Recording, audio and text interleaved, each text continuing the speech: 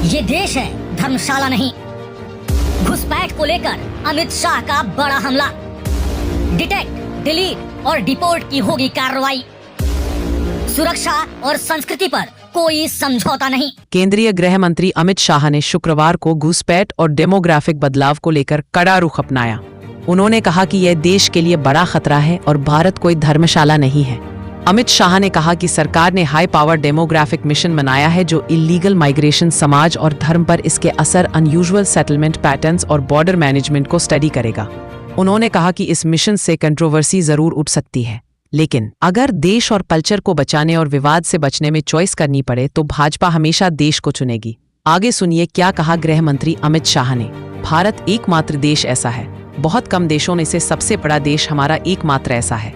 हमारे देश की रचना जियोपॉलिटिकल नेचर से, स्वभाव से नहीं हुई है। हम जियो कल्चर देश है, भूसांस्कृतिक देश है, और ये भूसांस्कृतिक देश को अगर इसकी आत्मा को समझना है तो हमने ये राज्य की सीमाओं के दायरे से ऊपर उठना पड़ेगा।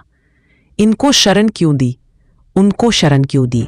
जो इस देश का वादा था 1951 में, हम उसका वादा पूरा करने का काम कर रहे हैं। इसीलिए भारतीय जनता पार्टी ने डिटेक्ट, डिलीट और डिपोर्ट ये 3 सूत्रों को 50 के दशक से स्वीकार कर चले हैं।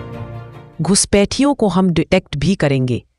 हम पूरा प्रयास करेंगे कि मतदाता सूची से वो डिलीट हो जाए और बाद में उनके देश में उनको वापस भेजने का भी हम काम करेंगे।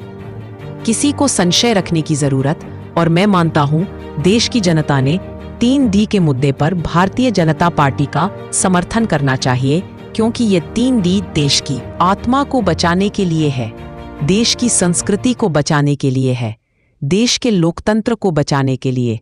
इस देश में भी कई करोड़ मुसलमान रहते हैं, कई करोड़ क्रिश्चियन भाई, बौद्ध भाई, सिख भाई रहते हैं। किसी पर किसी ने कुछ आरोप नहीं लगाया, वो भी वोट देते हैं चुनाव प्रक्रिया में। उनका स्वागत है, जो मत है उसका स्वागत है। इस देश में बहुमत में हिंदू समाज रहता है।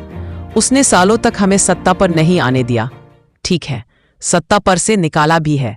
कई राज्यों में भी हम चुनाव हारे हैं। अटल जी के 6 साल की सरकार के बाद भी हम चुनाव हारे थे।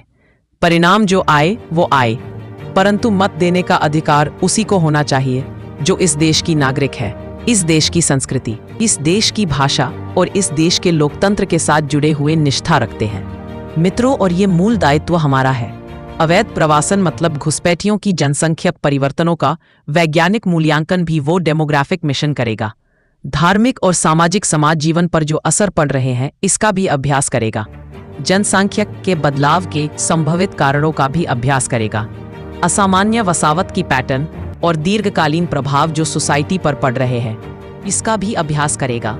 और सीमा प्रबंधन पर जो बोझ जाता है इसका भी ये अध्ययन कर भारत सरकार को अपनी रिपोर्ट देंगे। मुझे मालूम है